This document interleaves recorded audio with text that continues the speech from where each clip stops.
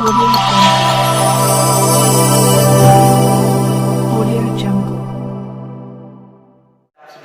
के नया टॉपिक लेकर आए हैं जिसका नाम है लाइफ प्रोसेस।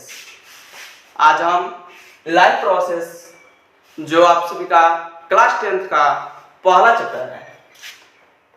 आखिर आप सभी के दिमाग में आ रहा होगा कि हम आखिर जैव प्रक्रम ही क्यों पढ़ते हैं। आखिर पहला चैप्टर जैव प्रक्रम ही क्यों पढ़ते हैं। बायोलॉजी के चैप्टर में 6 चैप्टर है। 6 चैप्टर में आखिर पहला चैप्टर जैव प्रक्रम दिया क्यों। कारण तो होगा, कोई ना कोई वैज्ञानिकों ने सोचा होगा कि आखिर बच्चों के पहले जैव प्रक्रम ही क्यों पढ़ाया जाए। तो आपको हम बता रहे हैं जैव प्रक्रम इसलिए पढ़ना जरूरी है पहले, क्योंकि इसमें आप जो भी आगे पढ़िएगा, जितना भी टॉपिक आगे पढ़िएगा, जैसे आप सभी को हम गति पढ़ाएंगे, श्वसन पढ़ाएंगे, संवेदनशीलता, पोषण, मल मूत्र एवं जनन और लास्ट में हम विकास भी कराएंगे। तो इसमें जो है इन टॉपिकों को पढ़ने के लिए जब हम इस सभी टॉपिक को हम पढ़ लेंगे तभी आगे आप सभी को मिलेगा मानव मस्तिष्क। उसके बाद आपको अदर जितना भी चैप्टर है तभी समझ में आएगा जब आप जैव प्रक्रम पढ़ लेंगे। तो अब आइए हम बताते हैं आखिर जैव प्रक्रम कहते किसे हैं। What is life process. जैसे हम कोई भी काम करते हैं तो काम से कोई ना कोई प्रतिफल मिलता है। कोई भी हम जो भी काम करते हैं, जो भी कार्य करते हैं, उससे हमें फायदा होता है। तो आखिर लाइफ प्रोसेस यानी लाइफ, यहां समझिए लाइफ यह दो शब्दों के मेल से मिला है। Life process, life process, life जो प्रोसेस, यह दो शब्द जो है यहां देखिए। लाइफ यानी आपको जीवन प्लस ऐड किया हूं मैं दो शब्दों को, तो प्रोसेस की मतलब होता है प्रक्रिया। क्या होता है? प्रक्रिया, जीवन की प्रक्रिया। तो इन दो शब्दों से ही हमें पूरा मालूम चल रहा है कि जीवन की प्रक्रिया को जैव प्रक्रम कहते हैं। तो आखिर जीवन की प्रक्रिया है कौन कौन, तो यह भी समझना जरूरी है। जीवन की प्रक्रिया है कौन कौन, तो आप सभी के सामने मिसेज नर्स के द्वारा प्रस्तुत है। मिसेज नर्स, यह क्या है? Mrs nurse. मैं एक ट्रिक बनाया हूं, इसमें आप सभी को पांच टॉपिक पढ़ना है, लेकिन इस पर 7 टॉपिक दिखाई दे रहा होगा। आप सभी के दिमाग में 7 टॉपिक है, 5 टॉपिक क्यों कर रहे हैं? 5 टॉपिक यानी जो यह आपका विकास और गति, यह दोनों एक टॉपिक है। और पोषण, पहले भोजन करेंगे तब विकास करेंगे तभी गति करेंगे। यह 3 टॉपिक जो है वह एक टॉपिक माना जाता है, इसलिए 1 2 3 4 5, इसलिए मैं 5 टॉपिक ही कह रहा हूं। तो चलिए, पहला है MRSNERG। तो मिसेज नर्ज, मिसेज नर्ज का अर्थ क्या होगा? देखिए, M मोमेंट यानी गति। आइए गति के बारे में बताते हैं।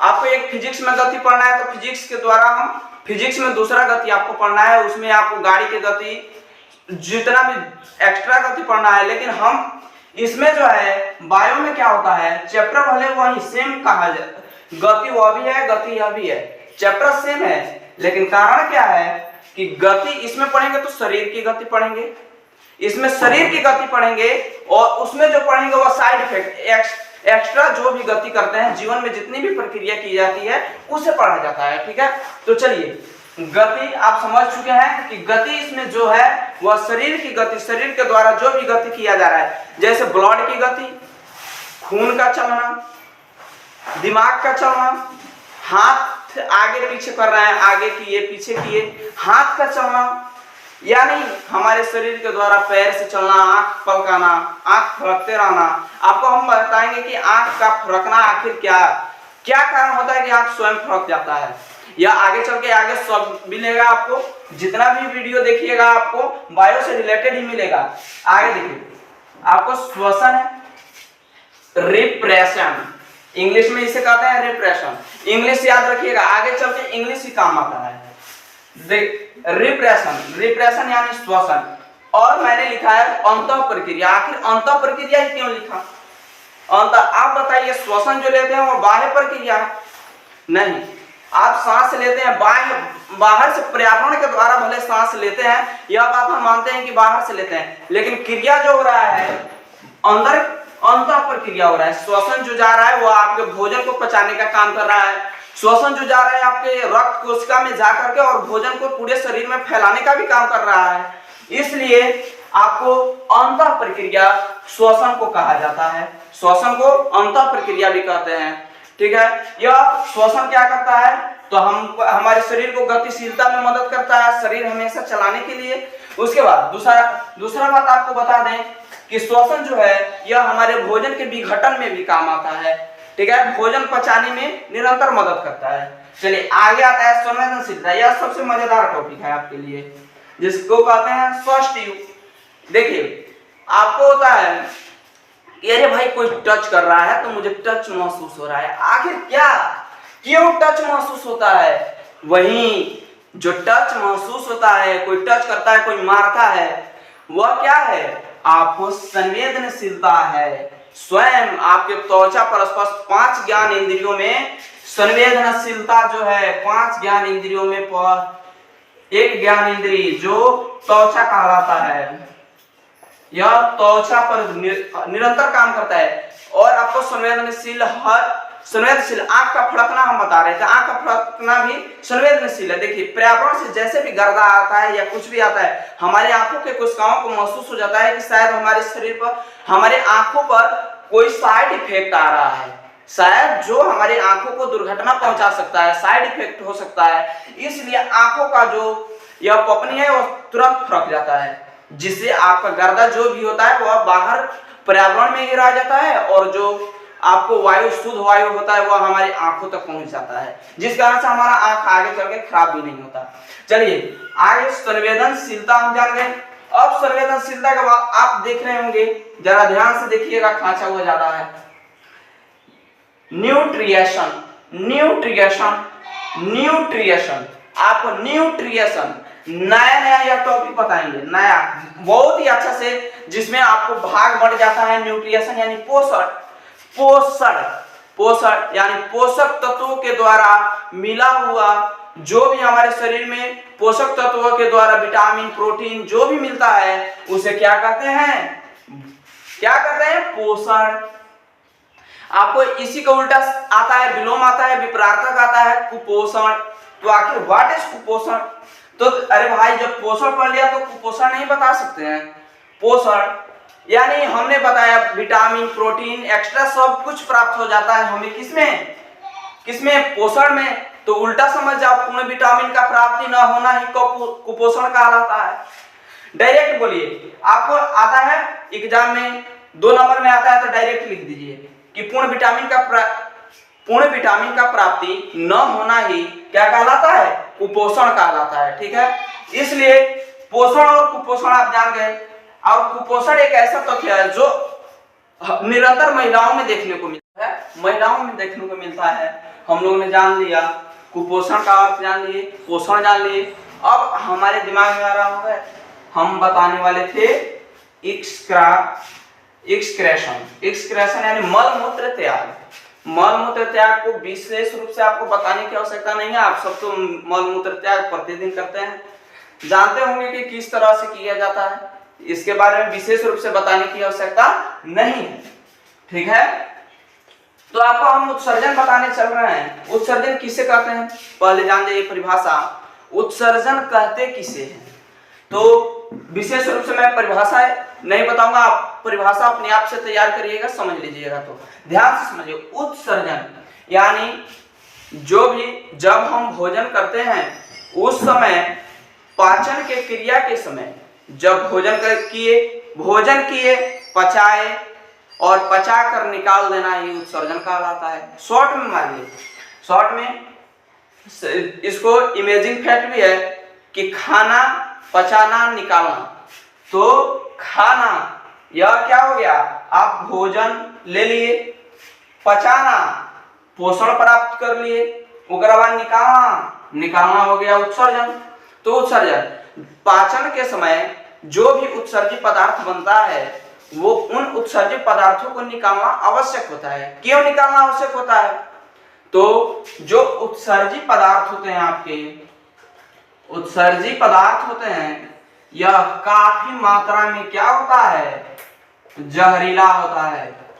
अगर यह आपके शरीर से निष्कासन ना किया जाए तो आपको साइड इफेक्ट के चलते यह इतना जहरीला होता है कि लगभग आप निष्कासित नहीं करते हैं तो आगे चल के आपके शरीर में ब्लड एलर्जी कर देगा और जिस कारण से आपकी मौत भी हो सकती है। इसलिए इसे निष्कासन करना निरंतर आवश्यक होता है।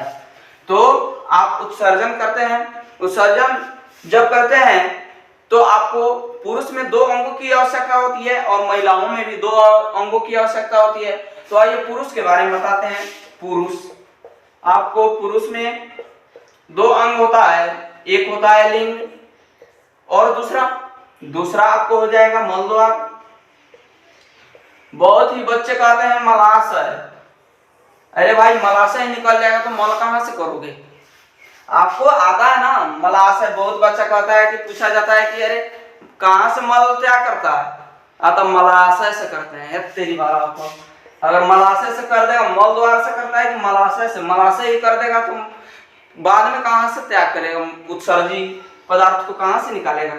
तो आगे चलिए मल द्वार तो हम लोग जान गए। मल द्वार से आप जो भी होता है ठोस उत्सर्जी पदार्थ का निष्कासन करते हैं। किसका, ठोस उत्सर्जी पदार्थ। जब हमारा भोजन का पाचन होता है उस समय ठोस, द्रव्य, साथ ही साथ गैस, यह तीनों बनता है हमारे शरीर में। तो अब कहिएगा द्रव्य। ठोस तो हम जान गए कि मल द्वारा निकलेगा, ठीक है। तो अब द्रव्य में बनता है तो द्रव्य कहां से निकलेगा, यह आपके लिंग यानी मूत्र द्वार, आपको यह मूत्र द्वार के द्वारा निकलेगा। किससे निकलेगा, मूत्र द्वार के द्वारा मूत्र का निष्कासन होगा। जिसे अगर साइड इफेक्ट कोई भी हो जाता है मूत्र में तो उसे मूत्र यूरिन एलर्जी कहा जाता है, ठीक है। आपको NIOS में पढ़ना है कि urine allergy, what is urine allergy, ठीक है। तो पेशाब में एलर्जी जो होता है वो क्या होता है, तो आपको एलर्जी इसमें नहीं पढ़ना है, लेकिन यह जान लीजिए एलर्जी भी हो सकता है पेशाब में। तो आगे चलिए, मूत्र निष्कासन कर दिए, मूत्र का निष्कासन पढ़ लिए कि द्रव्य, जो भी द्रव्य जहरीला पदार्थ बनेगा, उत्सर्जी पदार्थ बनेगा, उसका निष्कासन कहां से होगा, उसका निष्कासन आपको निष्कासन हुआ हमेशा कहां से होगा, हम लोगों ने पढ़ लिया मूत्र द्वार से, ठीक है। अब कहिएगा भाई द्रव्य का निष्कासन एक और जगह से होता है, आपके त्वचा से। कहिएगा त्वचा से किस तरह, आपके त्वचा से भी होता है। पसीना निकालते हैं ना, देखिएगा वो नमकीन होता है, नमकीन पसीना जो है नमकीन होता है। कारण यही है कि उसमें जो है आपको नमकीन इसलिए होता है क्योंकि उसमें उत्सर्जित पदार्थ मिला हुआ है, नहीं तो पानी ही ना है भाई, पसीना भी तो पानी ही है। तो जब पानी जो है वह क्षारीय नहीं लगता, वह मतलब वह नमकीन नहीं लगता, तो यह क्यों लगता है, पसीना नमकीन क्यों लगता है, कारण यही है कि उसमें क्या मिला होता है, आपका उत्सर्जित पदार्थ मिला होता है, जिस कारण से आप उसको अगर सेवन करते हैं तो आपकी एलर्जी हो सकती है आपको। इसलिए उत्सर्जित पदार्थ जो हम जान गए कि द्रव्य का, अगर कोई भी उत्सर्जित पदार्थ अगर द्रव्य के रूप में बनता है तो वह किससे निष्कासन होगा, मूत्र द्वार से, सॉरी त्वचा से आपका निष्कासन होगा, पसीना के माध्यम से, पसीना, ठीक है। तो देखिए पसीना हो गया, आपको आप कहिएगा ठंडी के दिन में भाई तो पसीना नहीं होता है, तो उस समय कहां से निकलता है, तो उस समय ठंडी के दिन में देखिएगा पेशाब की मात्रा बढ़ जाती है, लगभग कहा जाता है 250 ml तक मूत्र की मात्रा बढ़ती है। दिन भर अगर आप जितना भी पेशाब करते हैं, जितना भी यूरिन करते हैं, ठंडी के दिनों में आपका 250 ml लगभग क्या हो जाता है, आपका यूरिन बढ़ जाता है, ठीक है। तो चलिए आगे हम बताएंगे, पहले बॉडी रेस करते हैं। बॉडी रेस हो गया, चलिए हम बता रहे थे कि उत्सर्जित पदार्थ मल द्वारा, अब हम बता रहे थे अरे भाई गैस भी निकलता है ना, और सोच रहे हो मेन प्रॉब्लम, ये तो हम लोग दोनों निकालते हैं भाई, यही एगो पीछे से एगो आगे से दोनों निकालते हैं, लेकिन भाई गैसवा कहाँ से निकालते हैं ये हमें पता ही नहीं है, तो ये भी समझ लो। या आपका नाक जैसे हो गया, आप लेते हैं ऑक्सीजन, क्या लेते हैं? ऑक्सीजन। कार्बन डाइऑक्साइड कहां से त्याग करते हैं भाई? कार्बन डाइऑक्साइड कहां से त्याग करते हैं? कार्बन डाइऑक्साइड भी तो क्या है? कार्बन डाइऑक्साइड भी तो गैस है, उत्सर्जी है। कभी कार्बन डाइऑक्साइड लिया है? नहीं लिया है। कारण यही है, व्हाट इज कारण? कारण क्या है? तो कारण यही होता है भाई कि आपको गैस जो होता है, गैस जिसका नाम है कार्बन डाइऑक्साइड, आप सेवन नहीं कर सकते हैं। कार्बन डाइऑक्साइड का कभी आप सेवन नहीं कर सकते। आप जब भी लेंगे ऑक्सीजन लेंगे, ठीक है। अब कहिएगा अंदर जाकर वो बनता किससे है? अरे भाई ऑक्सीजन लिए तो उसका कोई ना कोई कारण होगा कि कहां से बनता है। आपको अभी एक डायग्राम दिखा रहे हैं, आपके देखिए यहाँ क्या है, आर्ट बाय स्विट्जर हम बनाए हैं।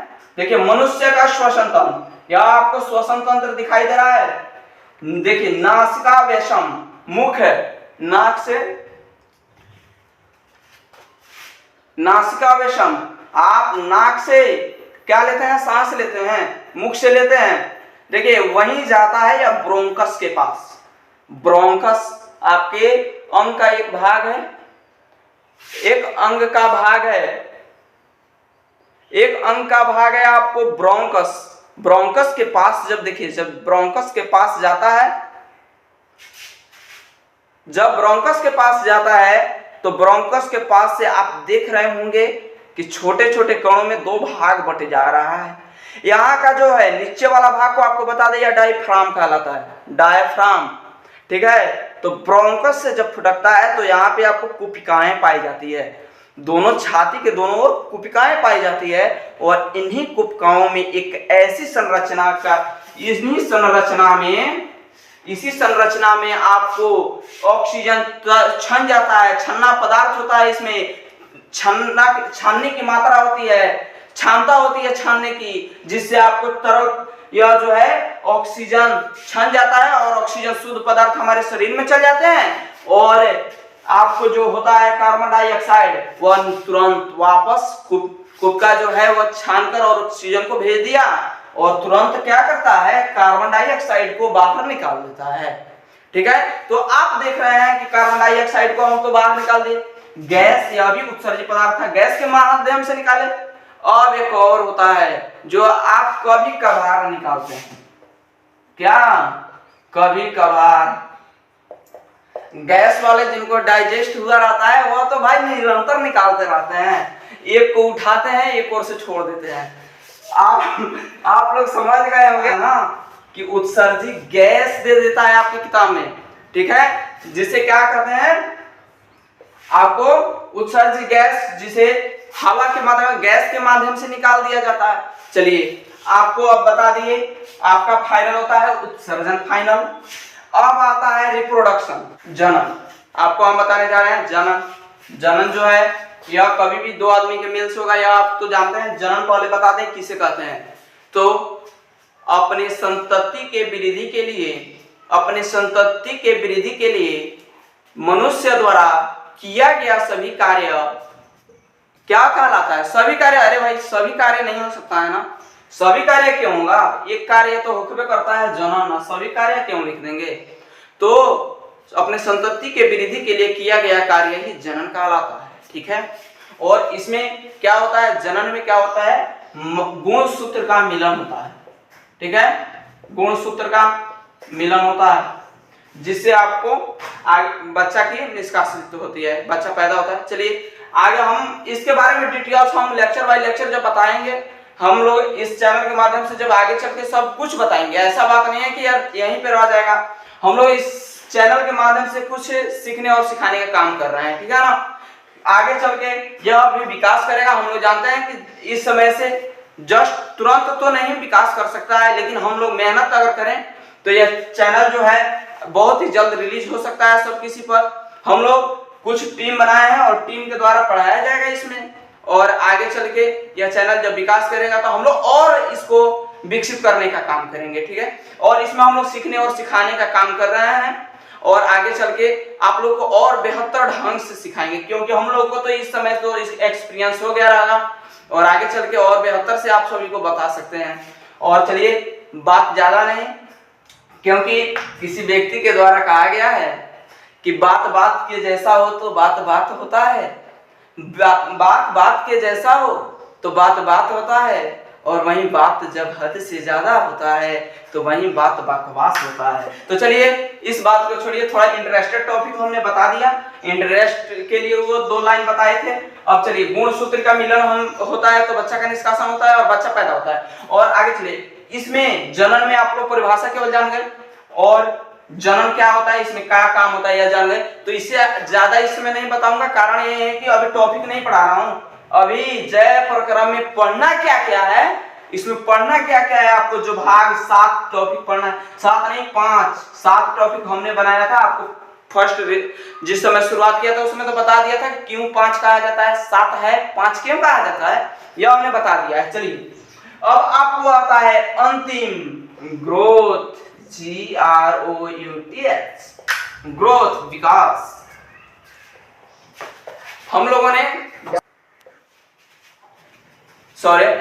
ग्रोथ का मीनिंग होता है GROWTH। आप हमारे लिखावट पर ज्यादा ध्यान दें, बातों पर हम समझाने का प्रयास कर रहे हैं, समझिएगा तो सब कुछ होगा। लिखावट पे अरे यार आप लिख सकते हैं अपने आप से ही, अपने आप से भी समझ जाइए, अपने आप से भी लिख सकते हैं। आपको देखिए अब अंतिम चैप्टर हमने यह आपके किताब में नहीं दिया है, आपको परिवहन लास्ट किया है, परिवहन जनन, लेकिन हमने एक ग्रोथ बनाया है अपने आप से, इसके बारे में भी पढ़ना है, ठीक है। अब मैंने इसे क्यों बनाया, लास्ट में ही क्यों रखा, इसे नर्ज में हम लास्ट में क्यों रखे, कारण यही है कि जब हम लोग अनेक टॉपिक पढ़ लिए, अरे भाई हम लोग विकास तो जरूर करेंगे ना। अरे भाई जब नियम बन जाएगा तो संविधान का जब नियम बन गया तो जब आउट हुआ तो उसका विकास भी हो गया, लोग जान गए तो विकास हो गया उसका। तो चलिए उसी प्रकार से हम लोगों ने 6 टॉपिक पढ़ लिया है और 7वां अंतिम टॉपिक है विकास। चलिए इसमें क्या होता है, देखिए हम क्या कर रहे हैं, भोजन करते हैं, भोजन कर लेते हैं, भोजन करने के बाद पाचन होता है और पाचन से हमें एनर्जी मिलता है, जिस एनर्जी का उपयोग हम अपने कार्यों में करते हैं। और जब हम अपने कार्यों में करते हैं इस एनर्जी का उपयोग, तो क्या होता है, वही विकास हम लोग करते हैं। तो चलिए यह समझ गए। अब देखिए दूसरा पॉइंट कि विकास और कहां दिखाई देता है हमारे शरीर में। अब बोलिए, देखिए मस्तिष्क के विकास, ठीक है, आपको बायो में पढ़ना है, मस्तिष्क के विकास, मस्तिष्क विकास किससे करता है, भोजन से ही। शरीर का मेन तत्व है दो पोषक तत्व, एक पोषक तत्व तो भोजन और एक और जय प्रक्रम का जो प्रथम क्रिया बताए थे श्वसन। यही 2 क्रिया सबसे मेन भूमिका निभाती है आपके जीवन की बायोलॉजी में। आप जो भी डाइजेस्ट पढ़िए, कुछ भी पढ़िएगा, इसमें आएगा जरूर, कोई भी देखेगा श्वसन और भोजन रिलेटेड करेगा आपके शरीर से। और एक बात बता दें, अगर आप बायोलॉजी पढ़ते हैं तो जरूर एक चैप्टर आता है जो जीवन भर आपका जीवन में साथ जिस दिन छोड़ देगा उस दिन कह दीजिएगा या चैनल बंद हो जाएगा, जिसका नाम है सेल, कोशिका। या जीवन भर आप MBBS करिए या कोई भी PG का, कोई भी नीट, JEE नीट कोई भी निकालिए, आपको भले उसमें कोशिका ना कहो कि सेल नजर आ सकता है, लेकिन यही सेल और कोशिका कभी आपका जीवन में साथ नहीं छोड़ेगा। चलिए तो हम बता रहे थे ग्रोथ, विकास। देखिए हमारा शरीर कोशिका, मैंने रिलेट करने के लिए बताया, कोशिका हमारे बताने की जरूरी था कि नीट में पूछता है, नहीं भाई, कोशिका जब विकास किया, कोशिका जब आपस में मिला तो बना दिया उत्तक अंग के बाद हमारे शरीर का ढांचा तैयार हो गया। तो वही होता है विकास। देखिए एक छोटी सी बूंद से विकास की क्रिया शुरू होती है और आप जितना भी बड़ा हो जाए आगे चल के, लेकिन यह छोटी क्रिया कभी आपको दिमाग से नहीं उतरता है। आप मेहनत करके सफलता पा लेते हैं, लेकिन उस सफलता की कड़ी जो होती है, छोटी कड़ी, जो आपका मेहनत, सफलता की कड़ी मेहनत होती है, वो मेहनत निरंतर याद रहता है। सफलता भले आपको वह तो सफलता मिल जाएगा, नौकरी करने लगेगा, आप भूल जाइएगा, लेकिन आप किए हुए मेहनत को नहीं भूलिएगा। कोई आपके समक्ष आएगा तो आप उससे मेहनत को ही रिलीज करिएगा। अंत में मैं यह टॉपिक आप सभी का समाप्त होता है। एक शायरी से आपको इस चैनल से विदा लूंगा, जिस ध्यान से सुनिएगा। क्या है, कहते हैं जो कल था उसे भुलाकर देखो, जो कल था उसे भुलाकर देखो, जो आज है उसे आजमा कर देखो, आने वाला पल खुद ही संवर जाएगा, आने वाला पल खुद ही संवर जाएगा, बस अल्फा सर्च पॉइंट का टेक्निक अपना कर देखो। जय हिंद, जय भारत।